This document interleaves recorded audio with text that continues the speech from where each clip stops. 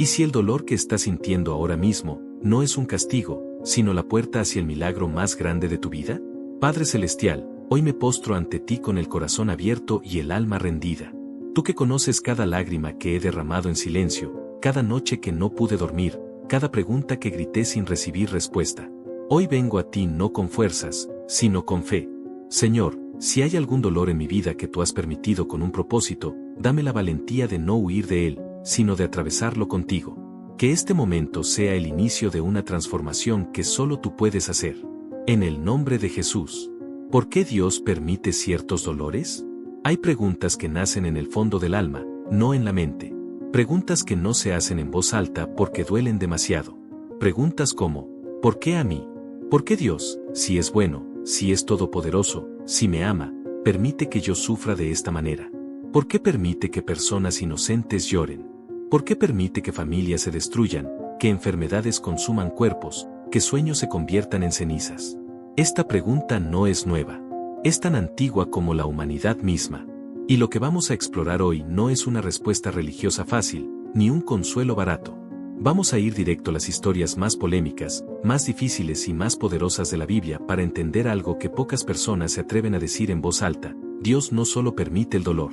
A veces, lo usa como su herramienta más poderosa. Empecemos con la historia de Job. Si hay alguien en toda la Biblia que tiene el derecho de hacer esta pregunta, ese es Job. Era un hombre justo, íntegro, que temía a Dios y se apartaba del mal.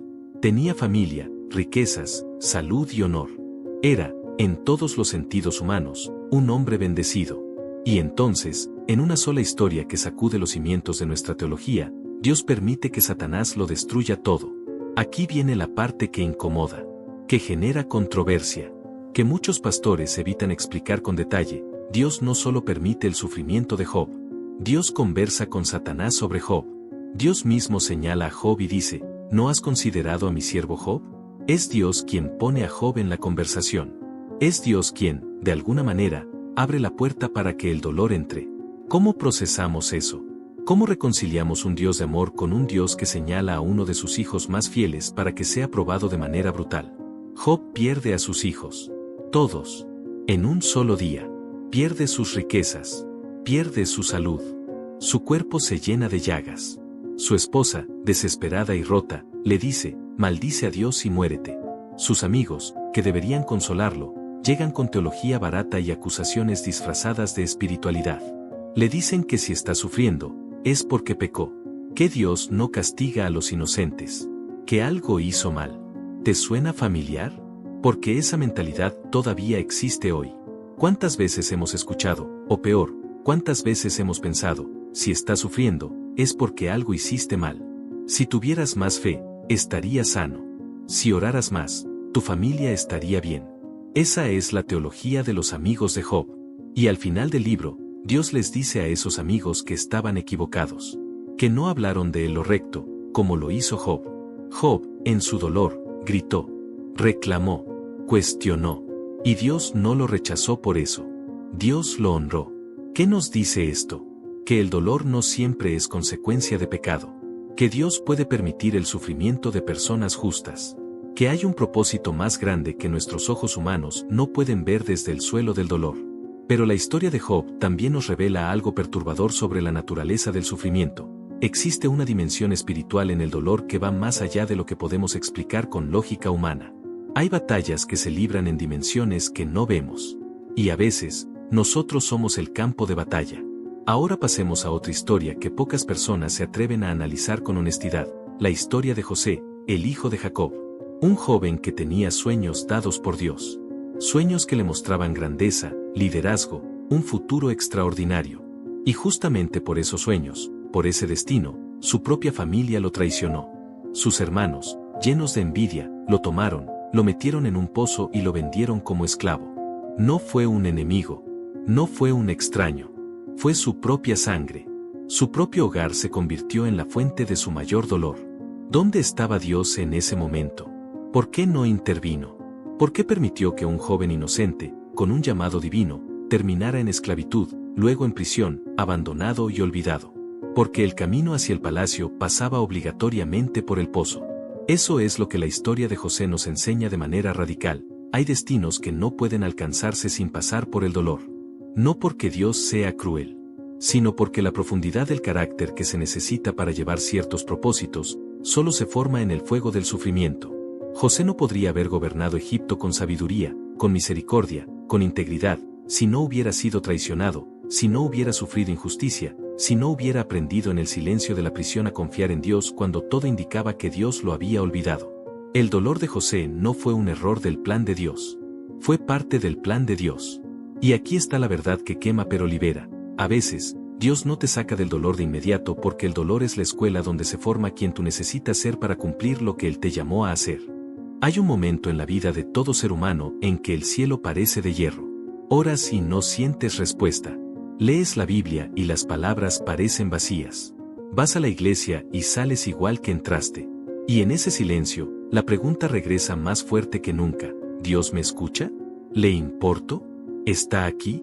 Quiero llevarte a una historia que casi nadie usa para hablar de este tema, pero que es absolutamente polémica y profundamente reveladora, la historia de Lázaro. Juan capítulo 11.